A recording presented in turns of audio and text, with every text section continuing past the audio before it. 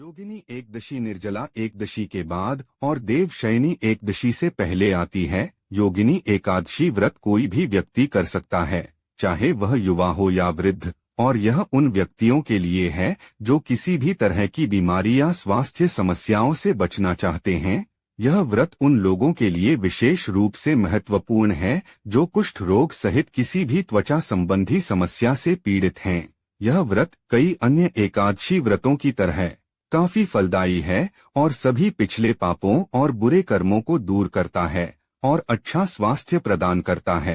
पद्म पुराण में वर्णित कथा इस प्रकार है। एक बार धर्मराज युधिष्ठिर भगवान श्री कृष्ण के पास गए और पूछा, हे जनार्दन, कृपया योगिनी एकादशी की कथा सुनाइए।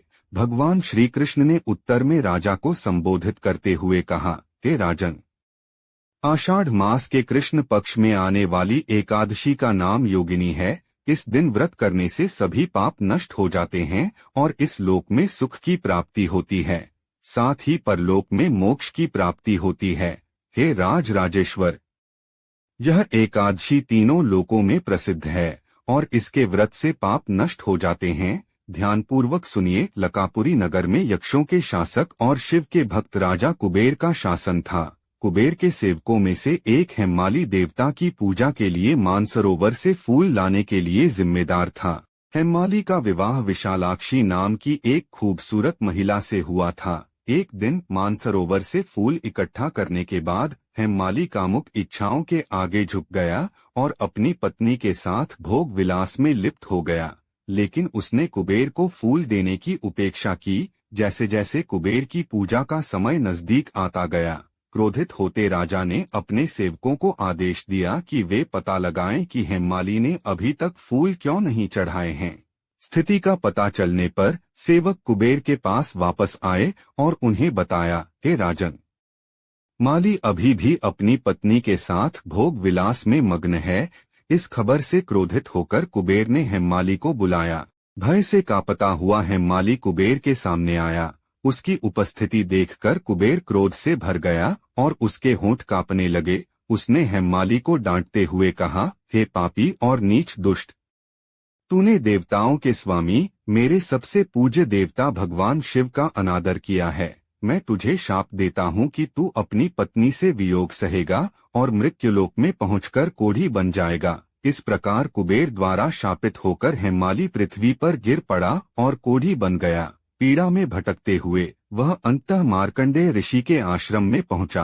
हेम्माली की दयनीय स्थिति को देखते हुए ऋषि ने पूछा, तुम पर क्या विपत्ति आई है जिसने तुम्हारा एक बार सुंदर रूप छीन लिया है? अपनी आध्यात्मिक शक्तियों के माध्यम से मैंने जाना है कि तुम्हारा शरीर एक बार शानदार था। हाथ जोड़कर हेम्माली ने कहा, हे मुनि, मैं यक्षराज कुबेर का हेम्माली नाम का निजी सेवक था। राजा की पूजा के लिए पुष्प लाना मेरा दैनिक कर्तव्य था, किंतु एक दिन मैं अपनी पत्नी के साथ भोग विलास में लीन हो गया, जिसके कारण मैं लौटने में विलंब कर गया।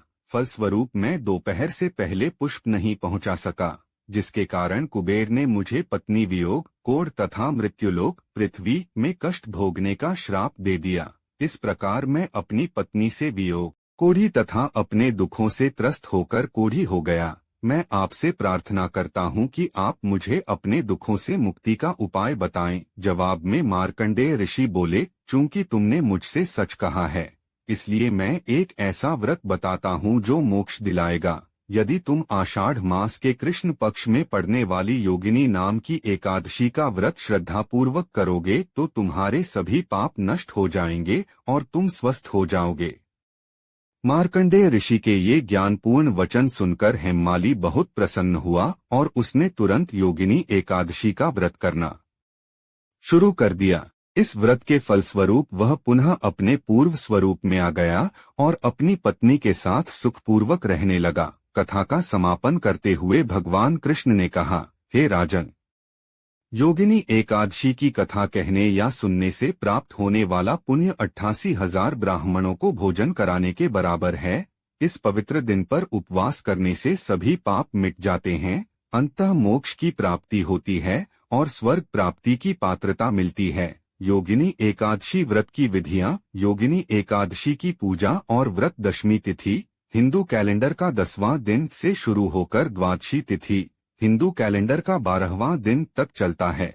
इस व्रत को करने वाले को तामसिक भोजन का पूरी तरह से त्याग करना चाहिए और सात्विक आहार अपनाना चाहिए। उसे सभी भौतिक सुखों से भी दूर रहना चाहिए। भक्त को सकारात्मक सोचना चाहिए और भगवान विष्णु की तस्वीर या मूर्ति पर फूल और मिठाई चढ़ाते हुए उनसे कल्याण की प्रार्थना करनी चाहिए। भगवान को अर्पित करने के लिए एक थाली में धूप बत्ती, दीपक, जल पात्र और घंटी जैसी पूजा की अन्य सामग्री रखनी चाहिए। तुलसी के पत्ते एक दिन पहले ही खरीद लेने चाहिए ताकि एकादशी के दिन उन्हें तोड़ना न पड़े। इस दिन पीपल के पेड़ की पूजा करना भी शुभ माना जाता है। परिवार के अन्य सदस्य भी पूजा में शामिल हो सकते हैं, भले ही वे उपवास न कर रहे हों, और परिवार के स्वास्थ्य और खुशहाली के लिए ऊंची आवाज में भजन और आरती गा सकते हैं। पूजा समाप्त होने के बाद सभी को प्रसाद बांटा जाता है और इसमें मिठाई या फल शामिल होना चाहिए। व्रत रखने वाले को यह याद रखना चाहिए कि उसे एक या अधिकतम 2 बार बिना अनाज और नमक के खाना चाहिए। उसे बार बार पानी पीने से बचना चाहिए। अगले दिन सूर्योदय के समय भक्त भगवान की पूजा करता है, दीपक जलाता है तथा प्रसाद बांटता है, जिससे उसका व्रत पूरा हो जाता है। लाइक, सब्सक्राइब, शेयर करें। धन्यवाद।